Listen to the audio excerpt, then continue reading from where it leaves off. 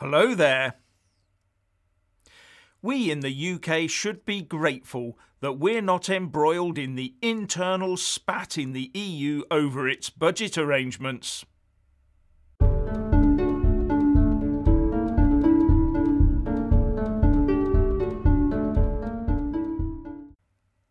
Firstly, please subscribe and like this video to give my channel a boost, and I'm always uploading new content, so please do check back daily, and a big thanks to my Patreon and PayPal supporters.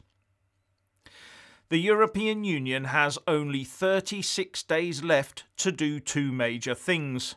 1. Decide on whether or not it wants to trade with the UK on our terms, and 2. Determine if it wants the 2021 to 2027 EU budget to be on the terms dictated by Poland and Hungary. The first decision, that of a Brexit trade deal, will have a direct effect on the UK, and the ball appears to be in the EU court to accept our proposals or part with a no-deal Brexit on WTO terms. And the second decision on the €1.8 trillion EU budget and coronavirus rescue package will have at least an indirect effect on the UK. So let's take a quick look at that. But first, a quick word on the €5 billion in the new budget set aside for Brexit emergencies. It turns out that President Macron of France, who is playing hardball over fisheries, wants the lion's share of that fund to help bail out his coastal communities.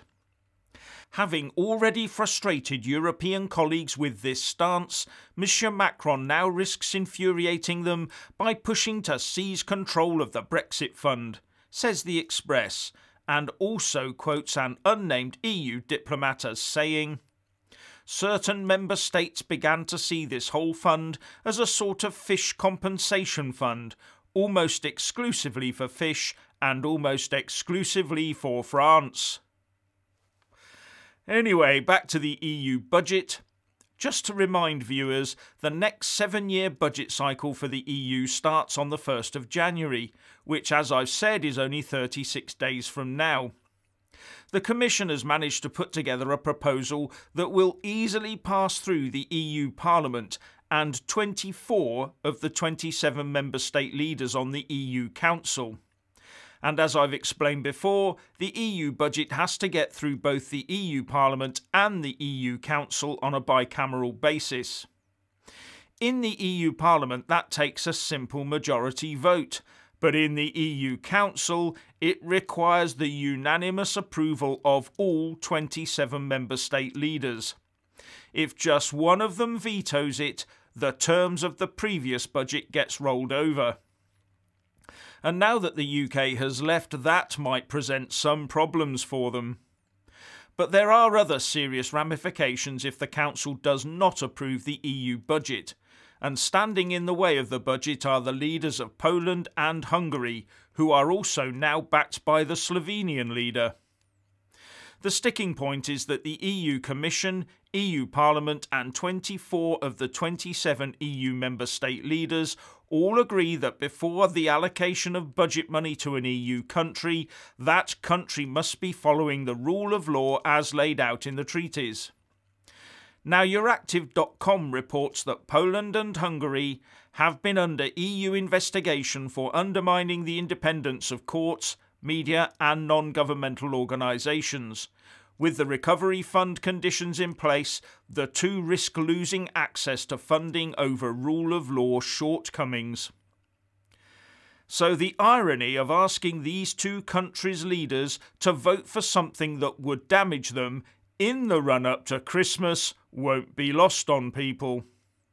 And Euractiv goes on to say, Polish PM Mateusz Morawiecki will meet his Hungarian counterpart Viktor Orbán in Budapest on Thursday to discuss their veto of the EU's budget and recovery fund, a Polish government spokesman has said.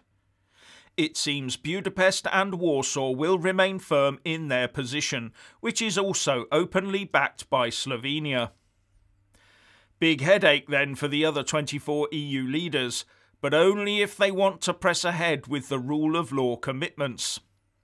At the moment, the EU's 6-month rotating presidency is held by Germany, and the German Foreign Minister, Heiko Maas, sounded optimistic about getting the budget through when he said, "We are in the last phase of negotiations. It is not easy, as we all know.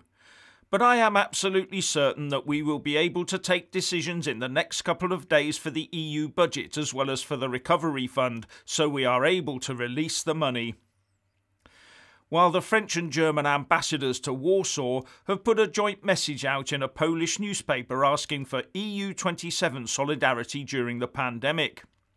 In their statement, Frederic Billet and Arndt Freitag von Loringhoven said that only by working together could COVID be overcome, but that the distribution of EU funds must be tied to the rule of law requirements.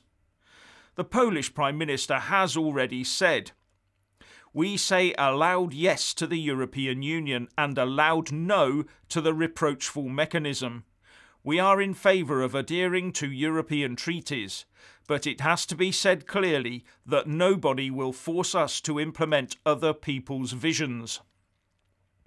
The Romanian PM, Ludovic Orban, has criticised the leaders of Hungary and Poland, telling the FT that saying that you don't agree to the package because you don't agree to the connection between rule of law and using European funds is not supportable, because all EU countries should respect the rule of law. And the EU Commission President Ursula von der Leyen called hitching the rule of law requirements to access to EU budget funds as appropriate, proportionate and necessary. And she also said, "It's very difficult to imagine that anybody can have anything against that." And her view is that Poland and Hungary should take their case to the European Court of Justice instead of using the budget as a political football. That is the place that difference of opinions about legislative texts are usually settled, and that is not done at the expense of millions and millions of European citizens who are urgently waiting for our help, von der Leyen said. But why would they do that, knowing full well that the ECJ would more than likely very quickly rule against them?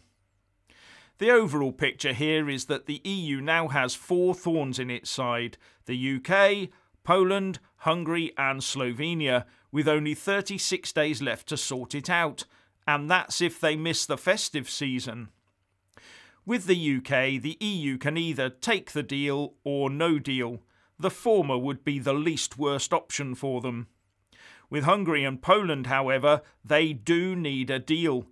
Brussels has to get that budget through, to get borrowing from the markets to put the coronavirus recovery package in place. Either Hungary and Poland are going to have to be the turkeys that vote for Christmas, or the EU is going to have to water down or even ditch its rule of law demands.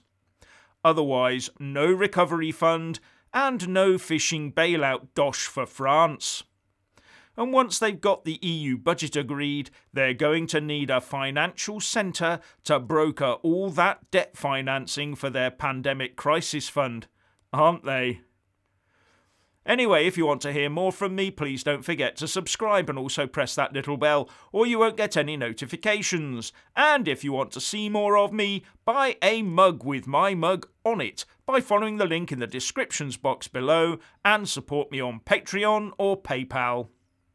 So do you think they'll get the EU budget through in time? Please share and comment, and thank you for watching.